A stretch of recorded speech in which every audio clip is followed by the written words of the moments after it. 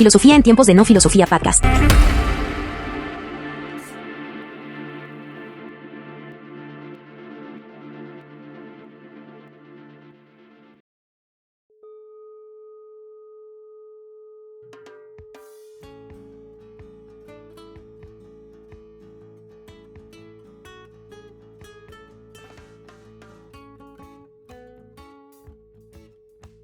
Bienvenidos al episodio número 17. Vamos a hablar de Paul Ricoeur sobre la interpretación y el simbolismo.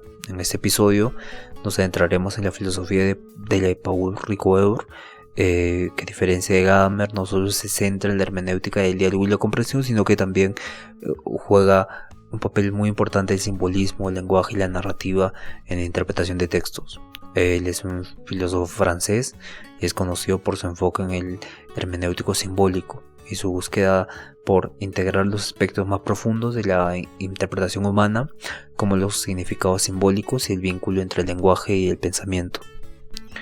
En este sentido, creía que la interpretación no solo se trataba de desentrañar los significados de un autor que había querido expresar originalmente, sino que también de descubrir nuevas dimensiones de sentido que surgen en las relaciones entre los símbolos, los textos y los contextos en los que se inscriben. Entonces, en la obra, la metáfora viva y la interpretación de textos, Ricoeur argumenta que los textos, incluso los más sencillos, son siempre portadores de múltiples significados, los cuales se despliegan conforme los leemos e interpretamos en diferentes momentos y desde diferentes perspectivas. Y uno de los puntos claves en la filosofía de Ricoeur es el concepto de narratividad, la idea de que los seres humanos entienden el mundo en términos de historias, relatos que nos permiten darle sentido a la experiencia. Entonces los textos en este sentido no solo son portadores de significados directos, sino que también son narrativas simbólicas que nos permiten experimentar, comprender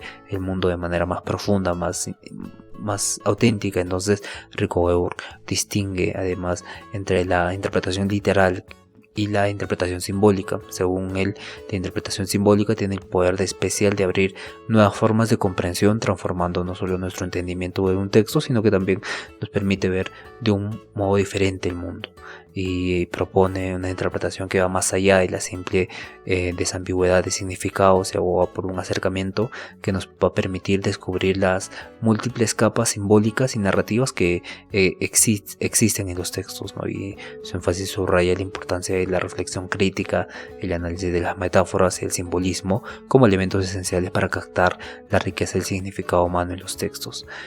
Paul fue un filósofo que se dedicó toda su vida al estudio de la interpretación y el simbolismo, y este enfoque hermenéutico que él tiene es muy especial, ¿no? Porque abarca tanto la fenomenología, que es el estudio del mundo fenoménico, de tal como percibimos la realidad de forma directa, y la ética y también la narrativa. Vamos ahora a entrar en la interpretación como despliegue de sentidos. Para Ricoeur, la interpretación no es un simple ejercicio de entender lo que el autor quiso decir en un determinado momento, tiempo, espacio, sino es un proceso dinámico de despliegue de sentidos. Esto quiere decir que cuando interpretamos un texto, no solo tratamos de recuperar el significado original, sino que también estamos abriendo nuevas posibilidades de comprensión que surgen del propio acto interpretativo. Y el filósofo distingue entre dos tipos de interpretación: la interpretación literal, que se refiere al análisis directo de los textos explícitamente lo que dicen, ¿no? Y la interpretación simbólica es una lectura más profunda que busca los significados implícitos y también las resonancias simbólicas que los textos pueden ofrecer más allá de estos significados literales que vamos a encontrar explícitamente. Entonces Ricoeur ve la interpretación como un proceso en el que los textos se desdoblan continuamente y van generando nuevos significados según el contexto, las circunstancias en las que se leen, y también va a pasar a distinguir entre el signo y el símbolo, aunque ambos son medios de expresión del pensamiento. Va a decir que mientras que los signos remiten a un único significado, por ejemplo una palabra escrita o hablada,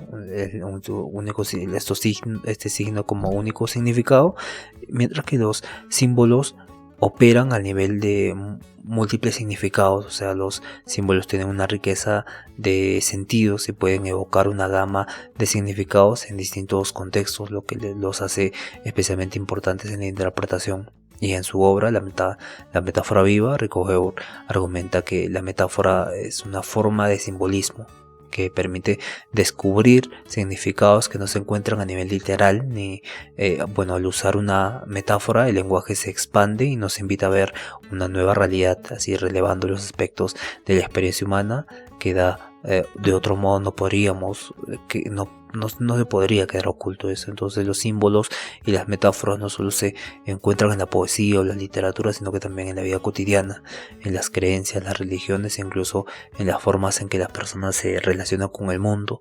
Y según Rico Heuer, la interpretación simbólica es una forma de captar la profundidad de los fenómenos humanos, ahí desvelando las dimensiones que no se pueden captar a través de un análisis puramente lógico o literal. Y uno de los conceptos más importantes de su filosofía es la narratividad. Él sostiene que los seres humanos estructuran su comprensión del mundo en términos de historias o narrativas, es decir, no solo entendemos los hechos o situaciones como elementos aislados, sino que los organizamos y los interpretamos dentro de un marco narrativo que les da coherencia, una historia compleja, la narratividad de una historia de la experiencia, ¿no? Y implica esto que los eventos y las experiencias no son simplemente observados o catalogados, sino que son organizados, son contados como historias que les otorgan un significado, y esto aplica tanto a nivel de historias individuales, personales, como los sufrimientos que nos contamos nosotros mismos y creamos una personalidad con una historia, con una narrativa, sino también como los grandes relatos históricos de héroes de guerra, literarios de personajes y culturales también, donde las narrativas tienen esta capacidad de reunir elementos dispares y proporcionarles una estructura que facilite esta comprensión. Rico Heuer ve la narratividad también no solo como una herramienta para interpretar textos literarios, sino también como un modo básico de comprender nuestra propia existencia, es decir, narrar nuestra vida, y creamos un sentido y un orden en las experiencias, de modo que no podríamos, nos parecerían desconectadas, caóticas nuestras historias si no lo contamos narrativamente, ¿no? Como si fuera una historia. Todo el sufrimiento que hemos pasado, si no lo contamos como una historia, entonces sería caótica, sería desconectada, irreal. Y básicamente es muy interesante esto, ¿no? Para la creación incluso de la identidad y el desarrollo de una persona. Otro aspecto clave, el desarrollo de la interpretación hermenéutica, me refiero. Entonces, otro aspecto clave también es la teoría de la interpretación, donde la verdad que se puede encontrar en el acto interpretativo, a diferencia de otras dimensiones filosóficas que conciben la verdad de manera objetiva y absoluta, Paul subraya que la verdad en la interpretación es siempre parcial y provisional, y esto se debe a que todo acto de interpretación está influido por la perspectiva del intérprete. Entonces su contexto y las preguntas que plantea son de su contexto. Entonces a lo largo de su obra desarrolla la idea de que el proceso interpretativo implica un constante ir y venir entre el texto y el lector, y a medida que interpretamos buscamos una verdad que se revela, pero esta verdad está siempre en proceso y nunca es definitiva. Entonces la interpretación es por tanto un ejercicio de aproximación a la verdad, una verdad que no está nunca completamente accesible de forma unilateral o inmediata. Entonces Rico Heuer introduce el concepto de éxito interpretativo, que se refiere a la capacidad de interpretación para expandir el horizonte del lector y abrir nuevas posibilidades de entendimiento. O sea, no se trata simplemente de encontrar el significado correcto, sino que de entender los significados que se despliegan y transforman a medida que interactuamos con el texto. Y el éxito interpretativo no solo es una cuestión de lograr una correcta interpretación, sino que cómo esa interpretación puede provocar una transformación en el que el intérprete permite que surjan nuevos significados y nuevos entendimientos que no se habían previsto inicialmente, y esto es muy interesante en su filosofía. Bien, Paul Rico Heuer argumenta que la relación entre el texto, el autor y el lector es una manera compleja. Siempre se está buscando una interpretación que no se limite a una de las partes entre el texto, el autor y el lector, sino que debe considerarse como estas tres instancias en interacción y que se interrelacionan a través del proceso hermenéutico. Entonces su enfoque se basa en la idea de que la interpretación es un proceso dinámico en el que el texto, el autor y el lector juegan roles fundamentales pero no estáticos. Así Rickover defiende la idea de que el texto, una vez que es creado, se convierte en un objeto autónomo. Y esto es muy interesante, ¿no? Tiene vida el texto, entonces que puede ser interpretado independientemente de las intenciones del autor que tuvo al inicio, ¿no? Pues se pudieron haber dicho cosas que el autor no quiso decir, pero se dijo inconscientemente, incluso no inconscientemente, incluso se pudo interpretar, el intérprete lo pudo interpretar, le pudo dar un significado diferente a esa cosa, entonces le da una vida el texto tiene una vida por sí mismo. Entonces esto es una parte crucial de su crítica a enfoques hermenéuticos más estrechamente ligados a la intención del autor, o sea, las bibliografías o los enfoques psicológicos. Y en este sentido el texto, según Rickover, no es solo un vehículo para transmitir lo que el autor quería decir, sino que tiene una propia existencia que abre nuevas interpretaciones más allá de las intenciones originales del autor. Y esto es algo muy muy importante, ¿no? Es un texto vivo, entonces esto vincula la idea de que el texto no es un simple reflejo de las intenciones del autor, sino que es un campo dinámico en el que se producen significados que pueden ir más allá de las ideas iniciales del autor. Y el texto es una estructura compleja que no se agota con el significado que el autor pensaba transmitir, pero está sujeta a diversas lecturas, entonces cada una de ellas potencialmente es válida dentro de su contexto y la situación en la que se interprete. Para esto también Rickover comparte con Roland Barthes y Michel Foucault la idea de que la figura del autor no puede ser el punto de referencia definitivo para la interpretación del texto. Sin embargo, su postura es matizada, como vimos, y Rickover reconoce la importancia de la intención del autor, evidentemente. No la considera como el punto final, como dijimos, es dinámico, ni el más importante tampoco, porque se divide en tres: el lector, el texto y el autor. Entonces, al contrario, subraya que la interpretación adecuada debe ser capaz de considerar el texto de manera autónoma y viva por sí misma, lo que implica la posibilidad de realizar lecturas que trascienden la voluntad original del autor, a diferencia de Barthes, quien propone radicalmente la muerte del autor. Rickover reconoce que el autor sigue teniendo un rol importante en el proceso de interpretación. Sin embargo, el autor y su intención no son los únicos elementos que determinan el sentido del texto, sino que el texto tiene una vida propia y sus significados surgen de la interacción entre la dinámica del lector y el texto, del intérprete y el texto también. Y bueno, son lo mismo, ¿no? Lector, intérprete, en este caso, en ese contexto, ¿no? Y en este proceso de comprensión siempre es abierto.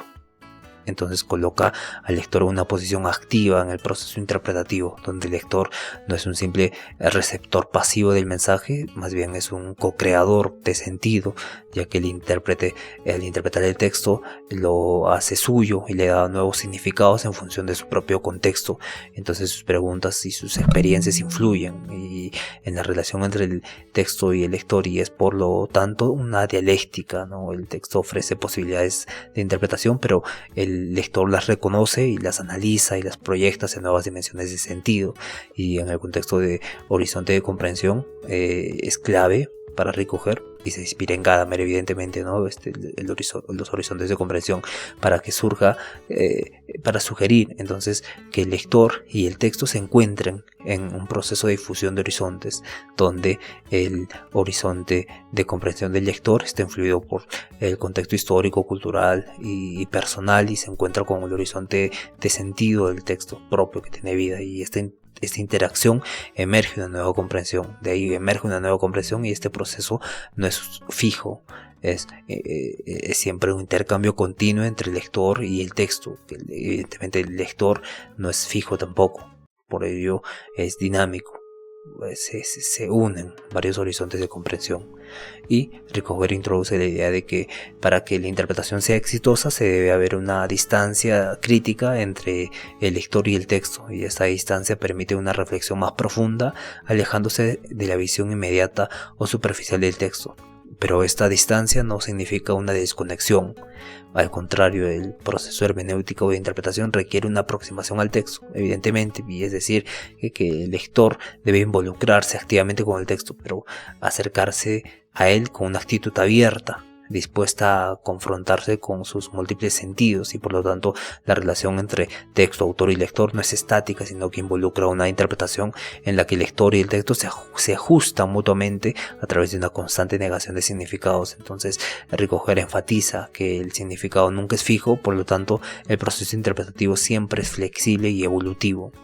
Y para Ricoeur también para esto tiene que resaltar que el trabajo de interpretación es reconstruir un sentido, más que todo, y unificando diferentes elementos como el texto, la intención del autor y la perspectiva del lector. Entonces esta unificación implica homogeneizar las distintas partes de la relación, hacerlas un estándar, sino que de los tres, sino más bien reconocer la riqueza que emerge de sus diferencias y las tensiones, y el lector tiene esta tarea de generar una nueva interpretación que reconozca, que respete las tensiones entre el autor, el texto y el mismo, sin reducir las tensiones a una sola explicación cerrada. Entonces la relación entre los tres también está mediada por el tiempo, y la lectura de un texto no es una acción estática donde los lectores son históricos y su contexto cambia a lo largo del tiempo, sino que el lector actúa no solo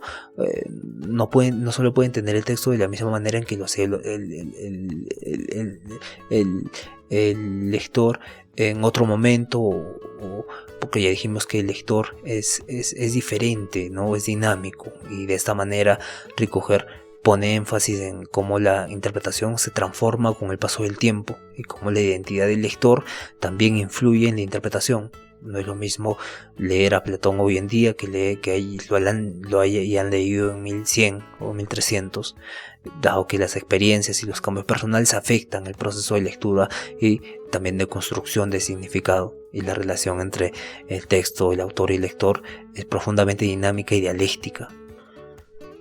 Bien, para Ricoeur no solo contribuyó a la expansión de la hermenéutica con este enfoque que le dio, sino que también la transformó al integrar diferentes tradiciones filosóficas como a la fenomenología y la filosofía existencialista. A través de su obra hermenéutica ha dejado de ser exclusivamente esta rama de la filosofía una comprensión o interpretación de textos filosóficos y literarios, sino pasa a ser vista como una metodología más amplia, ¿no? Para abordar cuestiones muy interesantes de la interpretación humana. En relación con la hermenéutica, Ricoeur sintetiza dos grandes corrientes filosóficas previas, ¿no? La hermenéutica de la comprensión, más asociada a Gadamer, y la hermenéutica crítica, más vinculada a Dilthey, y su crítica al enfoque de Gadamer, toma con respeto su enfoque, pero se centra en la necesidad de reconocer que la interpretación no es solo un proceso de fusión de horizontes, sino que también debe atender a esta distancia crítica que permite una interpretación más precisa, y especialmente cuando se trata de textos que involucran diferentes dimensiones simbólicas. Entonces propone que la interpretación es un proceso de mediación entre el texto y el intérprete, pero que se mueve entre la literalidad y la simbolicidad, si se dice, ¿no? Entonces su noción de despliegue de significados enfatiza cómo el texto puede generar nuevos sentidos con el paso del tiempo y a través de múltiples lecturas. Esta noción de un texto como un campo abierto que ofrece distintos niveles de interpretación ha sido esencial para desarrollar una hermenéutica más flexible, más abierta a las interpretaciones cambiantes, ¿no? Y Ricoeur también tuvo este impacto en la filosofía contemporánea porque a través de este enfoque sobre la narratividad y el simbolismo hace que su trabajo sea muy importante en el papel de las metáforas y su influencia en el concepto de metáfora viva, que no solo ha enriquecido la teoría literaria, sino que también ha ampliado una nueva comprensión de la creación de sentido en todas las formas de la expresión humana. Y en el ámbito de la ontología y la filosofía de la acción, su enfoque hermenéutico propuso que la identidad humana debe estar entendida como una narrativa en proceso, donde como dijimos antes, ¿no? Donde los relatos personales y colectivos definen nuestra comprensión de quiénes somos nosotros y cómo nos relacionamos con el mundo, y esto fue esencialmente influyente en la filosofía de la identidad, que explora cómo las narrativas dan sentido a nuestra experiencia humana, dan sentido a un yo.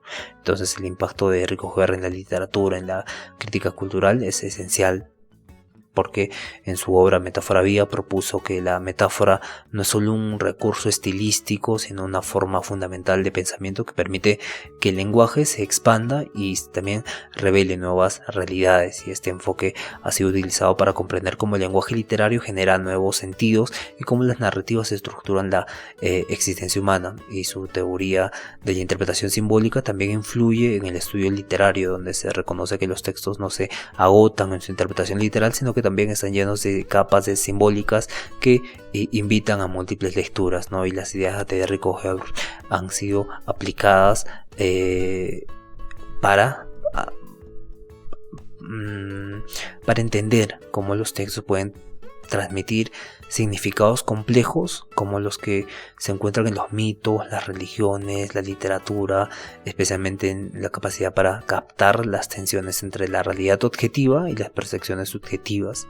Y esto en el campo de la psicología es muy importante, dado que ha tenido gran influencia, ¿no?, en la manera en que entendemos la identidad personal o el proceso de narración de la vida. Entonces aborda también la psicología narrativa desde una perspectiva filosófica, considerando la narratividad como un proceso que no solo estructura las experiencias, sino que también da forma y transforma la identidad, y esto se relaciona con su idea de la identidad humana, que es narrativa. Entendemos quiénes somos a través de las historias que nos contamos a nosotros mismos, y esto evidentemente es muy interesante. Por ejemplo, en su análisis sobre la voluntad y la acción humana, sostiene que los seres humanos no solo actúan de manera racional o automática, sino que sus acciones deben comprenderse también a través de la narrativa, ¿no? Y las acciones humanas se interpretan mejor cuando se les sitúa en un contexto narrativo que las dota de sentido y coherencia. El pensamiento de Ricoh Guerra es también muy importante en la ética, porque tiene un libro que es La ética del compromiso y la justicia como equidad, que se centra en la importancia de la reconciliación y la justicia en la vida humana.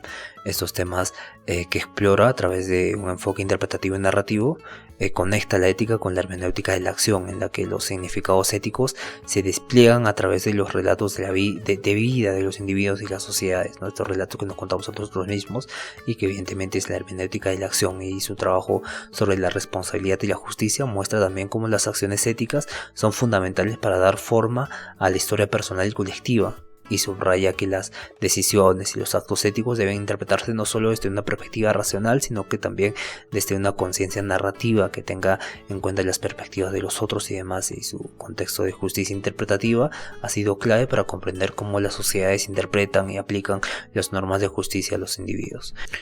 En la teología también hizo una valiosa contribución al interpretar los textos sagrados desde una perspectiva filosófica. La relación entre los símbolos religiosos y su interpretación ha sido una parte central en su pensamiento, específicamente donde introdujo una hermenéutica teológica que no solo buscaba comprender el mensaje divino a través de los textos, sino que también explorar cómo los símbolos religiosos abren nuevas dimensiones de sentido para el creyente. Y al abordar la religión desde una perspectiva interpretativa, Ricoh Guerra también destaca cómo la teología no solo se basa en la literalidad de sus textos, sino que también necesita reconocer la importancia de una dimensión simbólica y metafórica de las escrituras sagradas, y esto permite una interpretación más profunda de los textos religiosos y ayuda a hacer frente a los dilemas contemporáneos sobre el papel de la fe en la vida moderna. Las ideas de Paul han transformado no solo la hermenéutica o como veíamos la hermenéutica, sino es un tipo de mezcla que se brinda para las diferentes disciplinas filosóficas: literatura, teología, ética, y se enfoque sobre la interpretación como un proceso dialéctico narrativo que involucra al texto o al autor y al lector. Ha permitido desarrollar un enfoque más inclusivo, más flexible para abordar los significados en todos los ámbitos de la experiencia humana. Bien, tuvo igualmente críticas y debates el pensamiento de Ricoeur, uno de los más interesantes o la más común, es la distancia crítica. En el proceso de interpretación, nosotros, como mencionamos en la filosofía de Paul, había una distancia entre el texto, que tenía una vida, y el intérprete, que tenía otra. Entonces, mientras que muchos valoran su enfoque en busca de equilibrar la fusión de horizontes, esa fusión de horizontes que vimos en Gadamer, con una interpretación más crítica y distanciada del texto, ¿no? Y algunos sostienen que su concepto de distancia sigue siendo ambiguo, poco claro en su aplicación práctica. Entonces, la distancia crítica es entendida por Ricoeur como la capacidad que los intérpretes tienen de reconocer el carácter autónomo del texto. Está vivo, y de enfrentarse a él sin quedar atrapados por las intenciones explícitas del autor.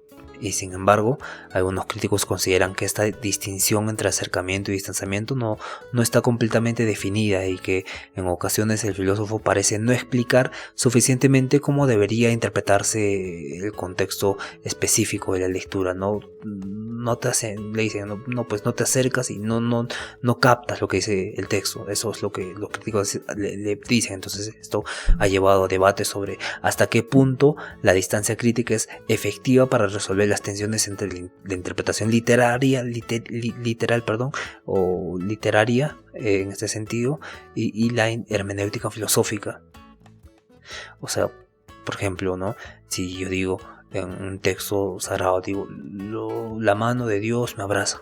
Entonces, lo leo literalmente y no le doy este simbolismo que propone la hermenéutica de Paul, voy a ver que no va a ser concorde con toda la creencia y toda la tradición que viene de un Dios mucho más allá de la forma física. Entonces, es algo por ahí lo que los críticos mencionan, lo que lo defienden, evidentemente. Entonces, otro punto de debate sobre la obra de Ricoeur es el énfasis de la subjetividad del intérprete, especialmente en su concepción de la narratividad como base de la identidad humana. En sus trabajos, Ricoeur sostiene que los sujetos se constituyen y comprenden a través de las narrativas que construyen sobre sí mismos. Sin embargo, algunos críticos argumentan que este enfoque podría caer en un relativismo extremo, pues si la interpretación es siempre subjetiva y dependiente de relatos personales, ¿cómo entonces alcanzamos alguna forma de objetividad o consenso interpretativo? ¿Cómo alcanzamos la verdad, la comprensión de un texto en la comprensión del otro? Y desde una perspectiva más crítica, se cuestiona si esta interpretación narrativa de la identidad puede llevarse a una especie de fragmentación de la experiencia humana. Es decir, si la identidad está siempre en construcción y es tan maleable, ¿cómo se preserva una comprensión común de la realidad o un sentido compartido de los valores éticos y sociales? ¿Cómo es posible esto, no? Un ejemplo sería cómo es posible que nosotros entendamos qué es democracia sin que nos cuenten, sin que hay una narrativa de democracia o ley o cosas parecidas, o valores éticos y sociales, ¿no? Como saludar, o si no hay una narrativa previa sobre ello. Cómo se preserva esta comprensión común de la realidad, ¿no? Si dice que necesitamos esta narrativa que genere esta nuestra subjetividad, y es importante esta narratividad como base de la identidad humana, porque hay ciertos valores que, aunque no tengo una narrativa de ese valor, las hago, ¿no? Como la castidad o el respeto y demás, que es evidentemente subjetivo y que conlleva un tipo de forma más pura de ser, ¿no? Va más allá de la narratividad. Eso se refiere. Y también la crítica sobre la muerte del autor, ¿no? Acá se tiene que tener en cuenta que Ricoeur adopta una postura más matizada para él, que es la intención del autor. Sigue siendo importante, aunque no debe ser un único criterio a la hora de interpretar el texto. Y por eso es la muerte del autor, porque no es importante a la hora de interpretar el texto, porque el texto ya tiene un sentido vivo. Y algunos críticos sostienen que esta posición sigue dejando sin resolver algunas tensiones entre el autonomismo, esa es la palabra, del texto, autonomismo del texto y la interpretación del autor. ¿Hasta qué punto puede un texto interpretarse de manera autónoma, sin perder el vínculo con el contexto del autor? Entonces, si está ambiguo el texto o nos olvidamos del autor, va a haber ciertos conceptos, significados que no vamos a poder entender. Entonces algunos argumentan que Rickover no ha sido suficientemente claro en cuanto a los límites de la autonomía del texto y cómo esto puede afectar la interpretación de textos complejos como los literarios o los filosóficos, que invitan a los lectores a buscar las intenciones originales del autor, su pensamiento filosófico auténtico, autónomo. Y evidentemente vamos a hablar sobre la crítica también del enfoque simbólico, porque el énfasis que Rickover le da a la metáfora o a lo simbólico ha sido un área de discusión, especialmente en cuanto se trata de la interpretación simbólica de los textos, mientras que muchos han valorado la capacidad para mostrar cómo los símbolos pueden abrir nuevas dimensiones de sentido. Algunos filósofos teóricos y literarios también critican porque es demasiado la generalización de la función simbólica. Parece que todo es simbólico, pero hay ciertas cosas que, según los críticos, al centrarse tanto en lo simbólico como medio para revelar significados profundos, podría estar minimizando la importancia de aspectos importantes del texto, como la estructura narrativa o los elementos formales que también constituyen su sentido propio. Entonces, algunos filósofos contemporáneos sostienen que su énfasis en los símbolos puede desviar la atención de las condiciones materiales o históricas que configuran un texto. Entonces, por lo que podría llevar a una interpretación demasiado abstracta. En este sentido, se podría argumentar que su enfoque simbólico corre el riesgo de abstraer los textos de sus contextos sociopolíticos y culturales, haciendo que la interpretación pierda su relevancia para problemas concretos en la sociedad. Y también es importante decir que cómo ha sido influido por la fenomenología de Husserl, también de Merleau-Ponty, como la hermenéutica existencialista de Heidegger y Gadamer.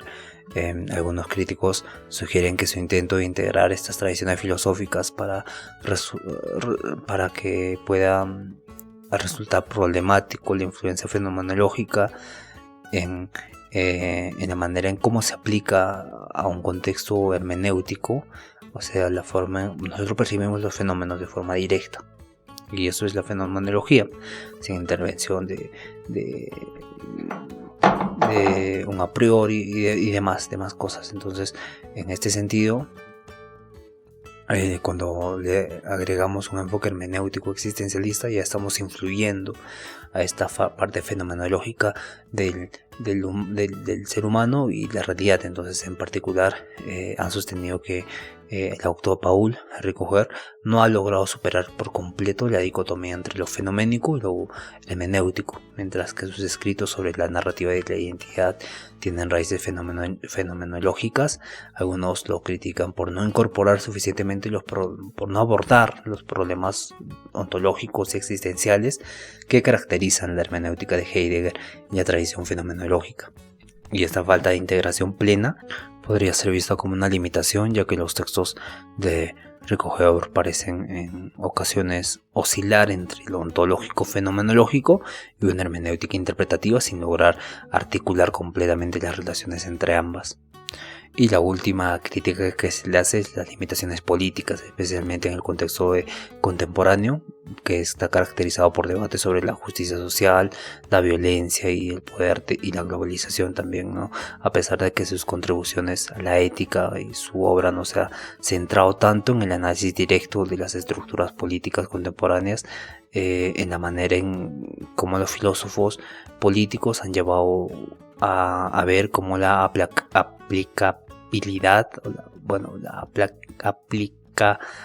aplicación práctica de su obra para temas políticos. Ricoeur hizo una reflexión sobre la justicia y la responsabilidad, pero algunos piensan que su enfoque es excesivamente abstracto y no siempre proporciona herramientas claras para una crítica política, y en este sentido su trabajo ha sido comparado con filósofos como Habermas, cuyo enfoque comunicativo sobre la acción política y la democracia deliberada es considerado por algunos más relevante para abordar los desafíos contemporáneos de las ciencias políticas.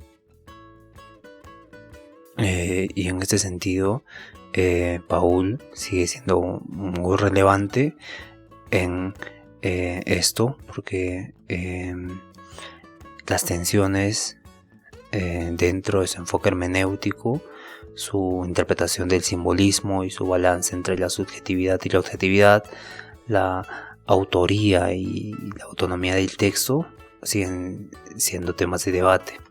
Sin embargo, a pesar de estas críticas, la profundidad y la amplitud de su pensamiento continúan influyendo significativamente en las humanidades, en todas las ciencias sociales. Entonces la filosofía contemporánea y las ciencias sociales ofrecen esta perspectiva que va a enriquecer su propio estudio, su propia rama de estudio sobre la interpretación humana. Y evidentemente el lenguaje, la ética y la identidad están muy relacionados a este tipo de hermenéutica entre el autor, el texto y el lector.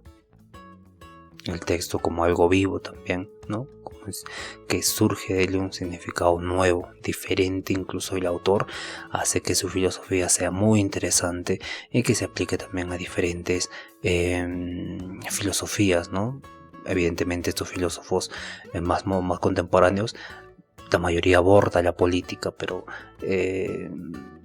parece que los críticos querían que enfocara en la política, ¿no? Algunos que señalaban que la filosofía tenía limitaciones políticas, especialmente en el contexto contemporáneo, que era caracterizado por debates sobre la justicia social, la violencia, el poder y la globalización, ¿no? Que no se tocaba en esta hermenéutica. Bien, nos vemos el día de mañana en el episodio número 18 con la hermenéutica y la filosofía del lenguaje. La filosofía del lenguaje, bueno, todo este siglo XX ha sido el siglo de la filosofía del lenguaje, que va a ser muy interesante, muy interesante. Entonces nos vemos el día de mañana.